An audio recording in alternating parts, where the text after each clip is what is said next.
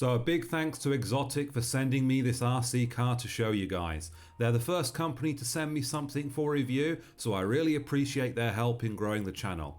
I'll pop a link to their website and Facebook in the description below and you can check them out.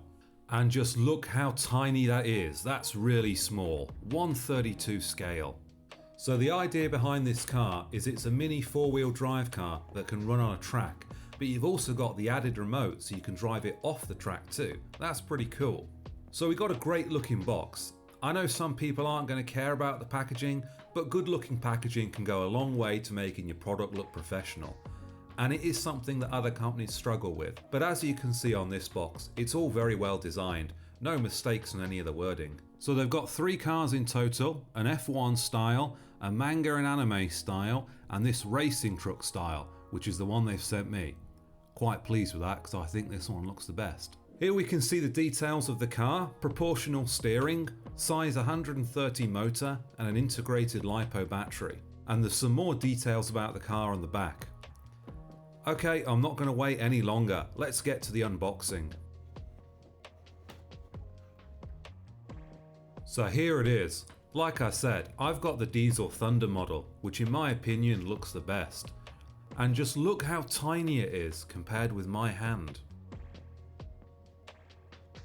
The things at the front and rear are part of the mini four-wheel drive system. It uses these arms to guide itself around the track. It's got a very light controller and it's nice to see some foam on the wheel. In the box we get a charger, some different length tie rods for adjusting toe in and toe out, the instruction manual, we don't need that, and an extra set of tyres. So what am I talking about when I say this car has a secret? Well as being an RC car, you can also run it on a Tamiya mini four-wheel drive track. And if you've never heard of mini four-wheel drive, I'll put some footage up on the screen now so you can see what it is. So here we can see everything we're going to get when we buy the product.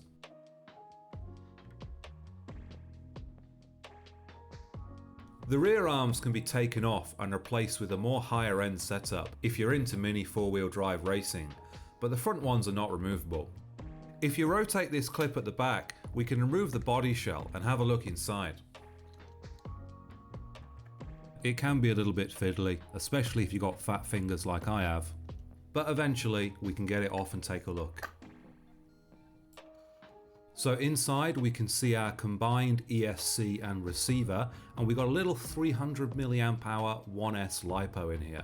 So I've noticed the LiPo battery is connected to the PSB using a JST connector. And that's pretty good, as it allows you to change the batteries. At first I thought because it's an integrated battery, you wouldn't have the option of swapping them.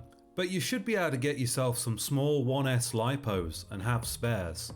Plus, if you get yourself one of these little USB charging circuits, you can even charge your 1S LiPos outside the car. Right, so let's talk about the controller. The controller's got an ergonomic design, with the wheel dropped down so it's in line with your hand. It's pretty light and it fits comfortably in my hand.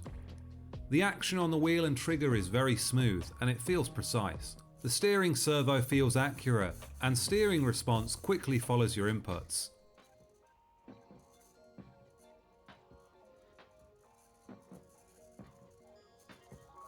The servo trim can be changed on the top, with each button press moving the servo an incremental amount. So it's time to go test the car, and it did take me a few days to think how I was going to do this properly. The car's quite small, it's quick and it's difficult to get on camera. And as you can see, I don't have a lot of space in these Chinese apartments. In the end I decided to 3D print up these traffic cones and try and make a racetrack in my living room. In hindsight it probably would have been better to print them out of a different colour and not white, as I'm pretty sure I'm going to be finding these for weeks.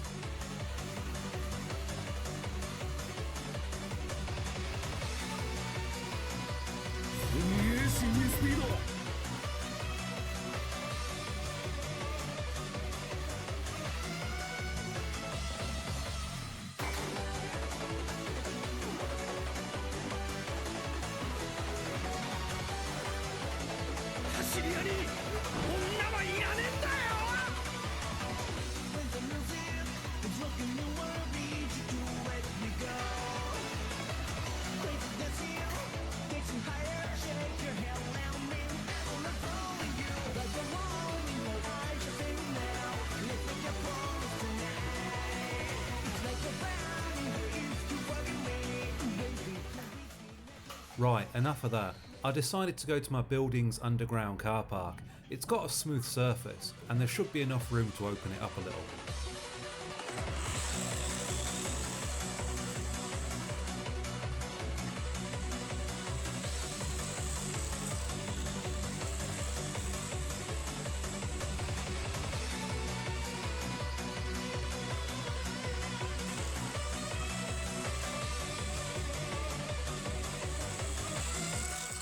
So unfortunately, as you can see, it's not very suitable for this surface either, as it does tend to spin out. You would probably be better on a carpet track, to be fair. So what's the final conclusion? Well, it's not too expensive, and you do get some good specs for the price. I think this is going to be more for people who've got a mini RC car track near them, or maybe are lucky enough to have one in their home. The car really needs a smooth carpet surface, or one of those foam mini Z-tracks to get the best performance.